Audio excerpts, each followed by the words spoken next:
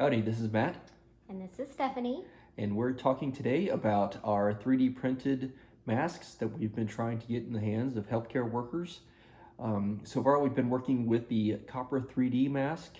Requires a lot of post-printing processing to get it to a usable state. But recently, we have transitioned to support the Montana mask, which is a much better fitted mask and requires a lot less post-processing to get it to a usable state. Stephanie can show you how some of these are assembled.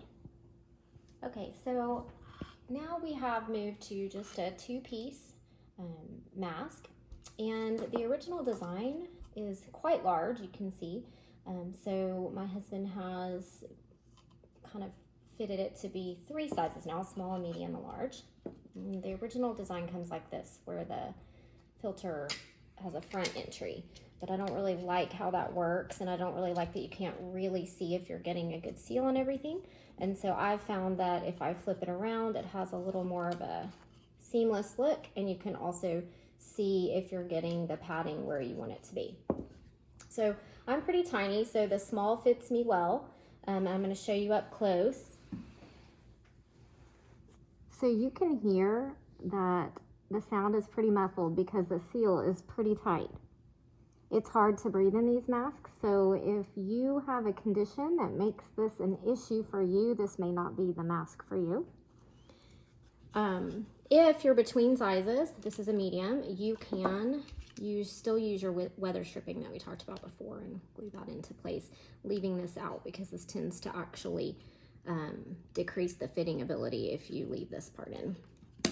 Okay, so I'm gonna pop this out to show you.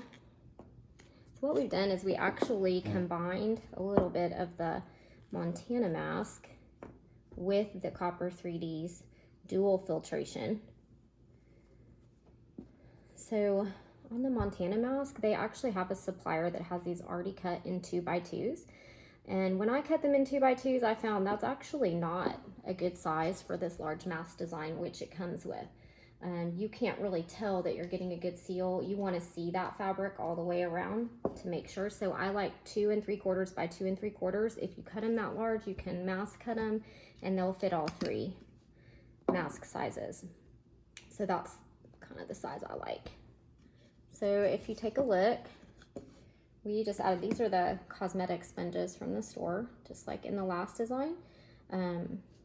You can tell how wide you need them to be by laying them down. They'll make a little forming. So I've cut off the side, and then I'm gonna lay them opposite of each other. Okay, that gives us a little extra layer of safety. And you wanna make sure that you've left a pucker to where they get down in that corner really well. Okay, when you flip them over, you'll be able to see. And then you take your filter and you center it, and you can hear it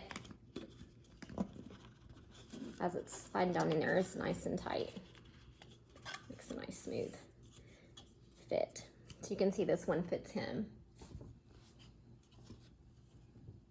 Okay, like really tightly. So we'll show you how to add the straps again later if you haven't watched the previous video. And this is our new filter design.